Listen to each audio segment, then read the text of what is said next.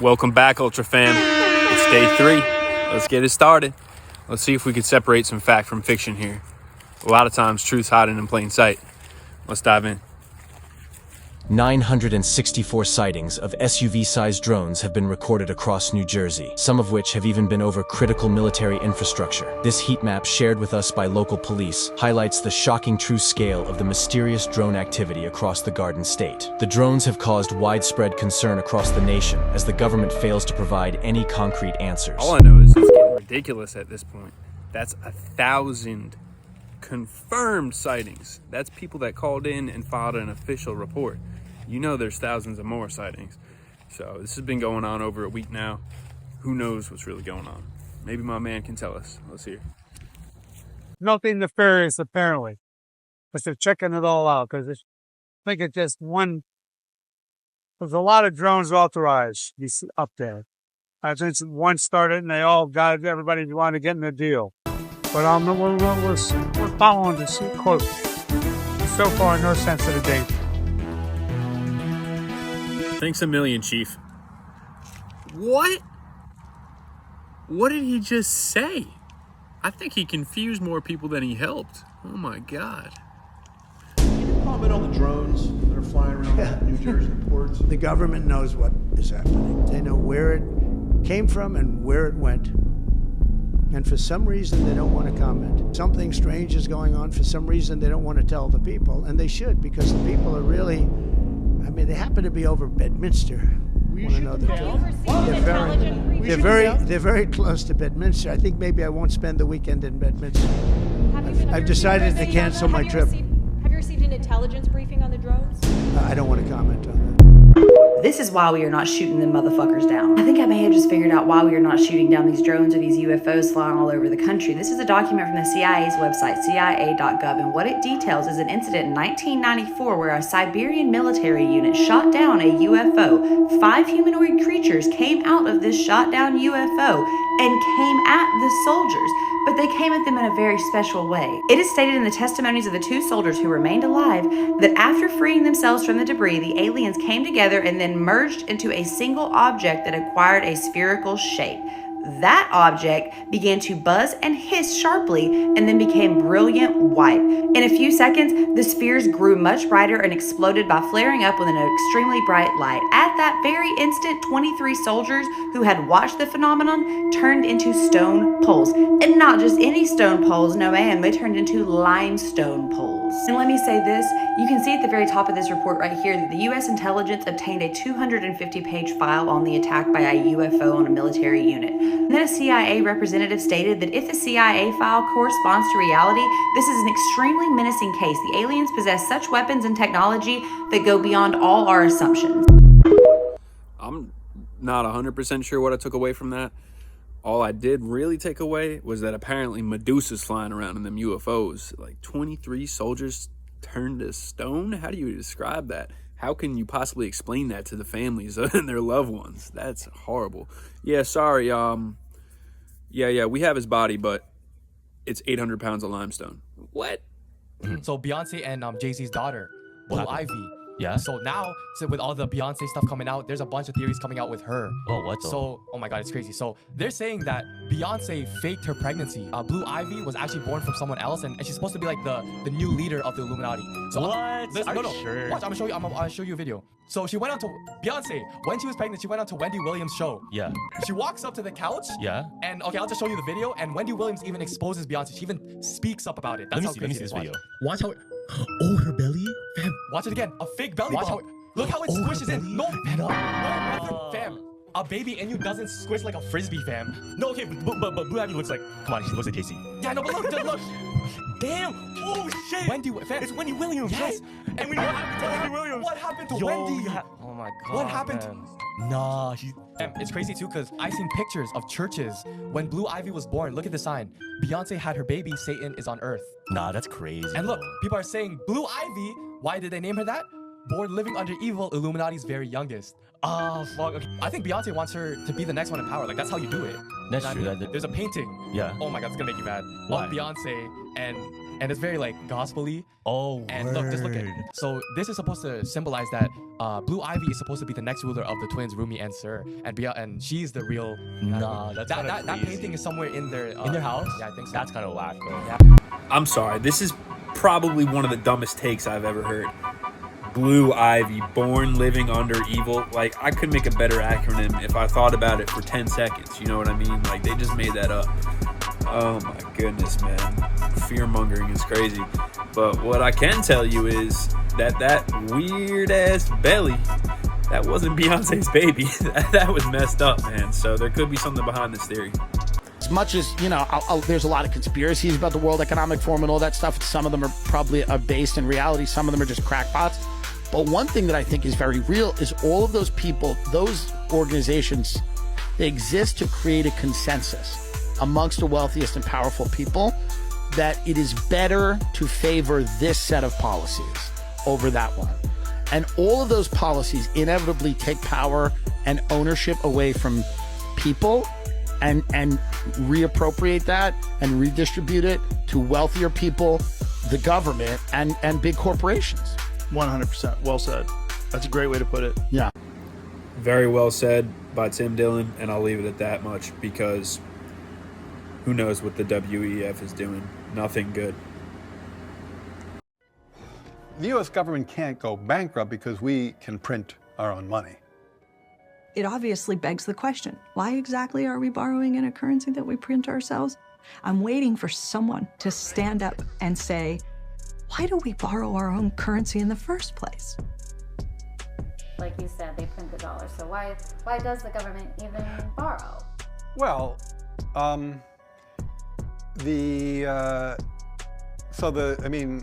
again, some of this stuff gets, some of the language and concepts are just confusing. I mean, the government definitely prints money, and it definitely lends that money, which is why the government definitely prints money, and then it lends that money by selling bonds. Is that what they do? They sell bonds. Yeah, they sell bonds, right? Since they sell bonds and people buy the bonds and lend them the money. Yeah, so a lot of times, at least to my ear with MMT, the language and the concepts can be kind of unnecessarily confusing, but there is no question that the government prints money and then it uses that money to,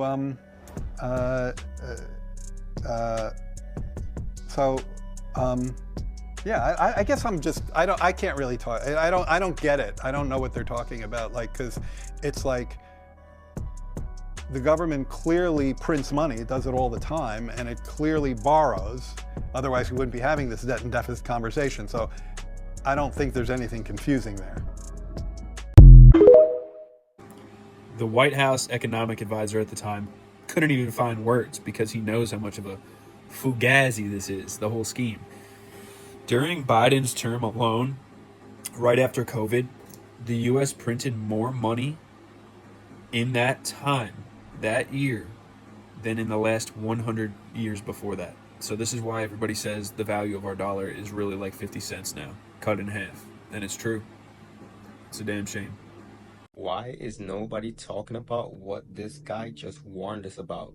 Watch this clip very carefully because you might not see this anywhere else. A large blackout affecting the entire or a large portion of the United States of America. Imagine what that's like. You walk outside, you turn on your phone, there's no signal. You go back inside, you turn on the TV, no signal. You turn on the radio, no power. You turn on the faucet, no water. You turn on the fridge, no refrigeration. Your food starts to spoil. You walk outside, cars pile up, no streetlights. Within 3 to 5 days, the food is gone from the grocery stores. And the trucks that the city counts on to resupply that food aren't. Within a week or two, the sewage system starts to overflow and contaminates what remains of the water supply, and people start getting cholera. Societal order starts to break down. There's mass evacuations.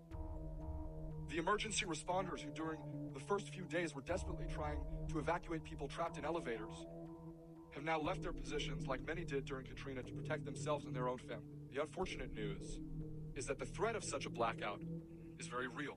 The way things are looking right now, I refuse to be unprepared.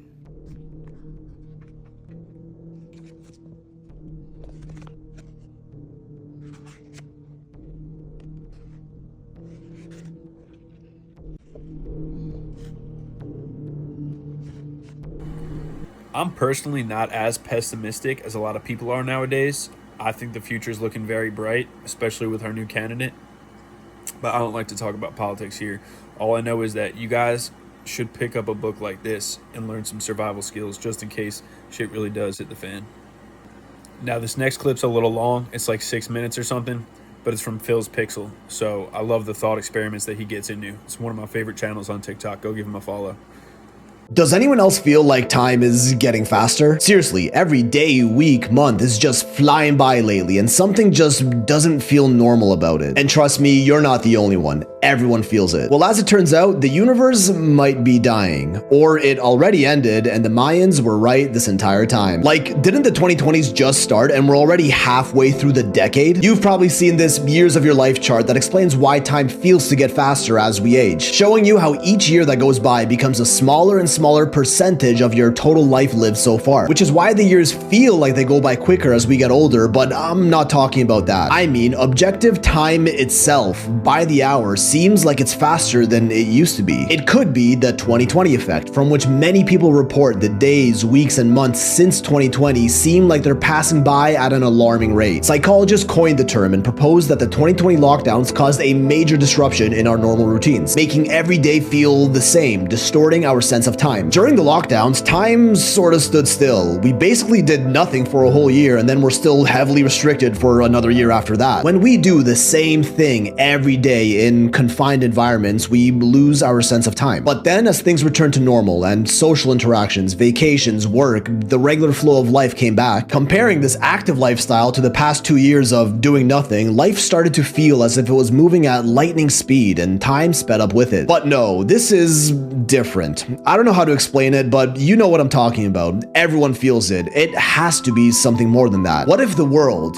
the entire universe actually, is ending? There are many scientifically backed theories that propose how the universe may end, one of which is called the Big Crunch. It's sort of just the opposite of the Big Bang, which was a huge explosion that created the entire universe. All matter, galaxies, black holes, stars, and planets that we have today. Scientists have observed that the universe itself is actually continually expanding out in every direction faster than the speed of light ever since. This is because of dark energy, the dominant force that causes this expansion, and we don't exactly know how it works. The Big Crunch hypothesizes that this expansion will eventually lose its momentum, slow down, and possibly even stop. If this happens, the force of gravity of all the objects inside this enormous universe would take over dark energy as the dominant force in play. And what does gravity do? Brings everything back to the center. All objects in the universe would slowly collide inwards towards each other, bringing the edge of the universe itself in with them. The entire universe gets smaller and denser, which makes it really hot and eventually collapses back to its singular point of infinite density that was the start of the Big Bang, which may even trigger a new Big Bang, and the universe would start all over again in an infinite cycle of big bangs and big crunches that goes on forever. And we're just currently living in one of those cycles. Now, the theory here is, since space and time are directly related, as per Einstein, when the fabric of space gets smaller, so does time. Imagine the entire timeline of the universe as a spring, and passing down the spring is us passing through time. As space collapses, that timeline spring, in theory, condenses as well, making the journey of passing down the spring shorter and quicker. So whereas before, getting from, say, day 1 to day 2 on the timeline of the universe took 1 unit of perceived time, now experiencing that same segment of time from day 1 to 2 only takes 0.9 units of perceived time, resulting in the same segment of time feeling like it goes by quicker.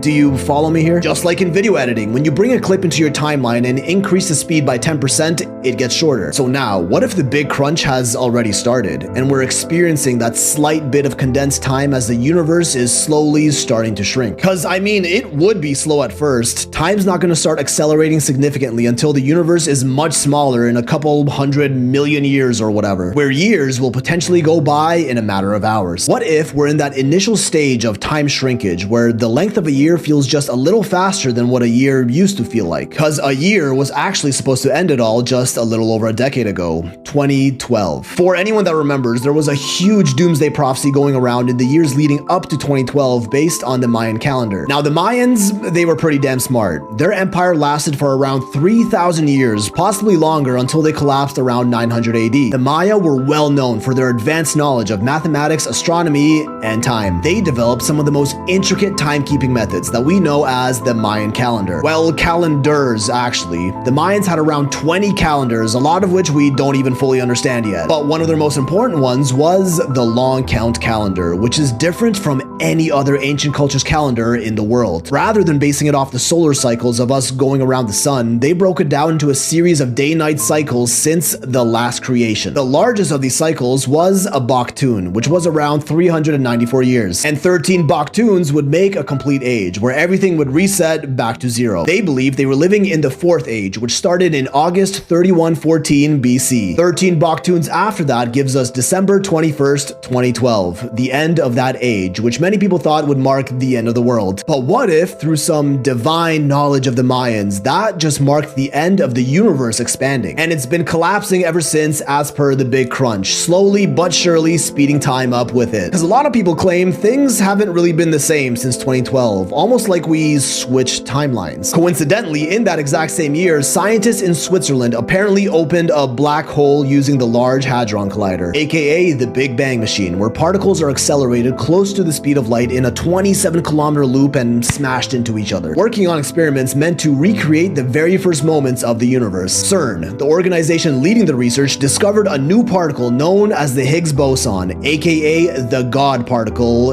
in 2012. The Higgs boson is a special type of particle that we can't exactly interact with, but permeates the entire fabric of space and basically allows matter to exist. It's complicated, I know, which many scientists actually warned the creation of this particle may form a black hole that would consume the Earth and our entire solar system in a split second. Well, it actually might have already done that, and reality as we knew it ended in 2012. It happened so fast that none of us could notice, and we're currently living inside that black hole and are experiencing the time dilation effects of its immense gravity, or we just switched to a completely different timeline. Because if you look at it, that's also around the same time that people started having collective memories about things that never happened, known as the Mandela effect. You know, when a large group of people recall something being different than what it really was. Popular ones like the Berenstain Bears, Jif Peanut Butter, the Monopoly Man never had a monocle, the cornucopia in Fruit of the Loom, which I swear I can remember that one. We Are the Champions doesn't end with of the world. Remember the Energizer Bunny that strolled around beating his drum? He had a battery on his back, right? Nope, it is and always has been on his leg. Like, that doesn't even make any sense. The reason we have Mandela effects in the first place is because we're living in this alternate timeline where time's speeding up, and we occasionally get faint memories from our old timeline, which we all experience together. At the end of the day, we could just be getting older and perceiving every year that goes by as slightly quicker than the last. But I don't know, something just really feels off to me. Like the passing of time itself just got accelerated by magnitudes of what it used to be. These days are flying by at lightning speed, and I can't help but feel that maybe reality as we knew it will never be the same. I hope y'all liked that one. Man, Phil has some of the best videos ever. That's why I had to throw it in there, and I'll continue to put a lot of his videos in there, man. He's obsessed with all the same conspiracies that we are.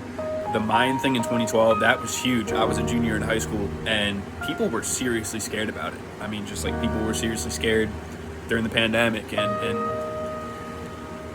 it's just, it was the hype of the time, you know? But he makes a very interesting theory. Phil brings up, what if the universe really does have an unlimited span of expanding and contracting?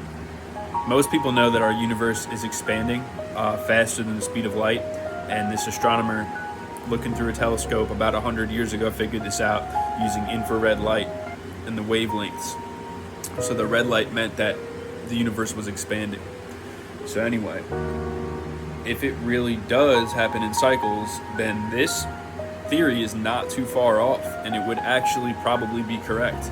And I've definitely been experiencing time speeding up, but that's just me. You guys drop me a comment down there below the video. Let me know what you want to see in the next videos, types of content you like, and I'll take that advice. Like you guys know, I'm a new channel, and I'm willing to help my community. I just want to grow myself. So that being said, you guys have a safe, happy, and healthy evening, and I'll see you guys later, all right? Take care.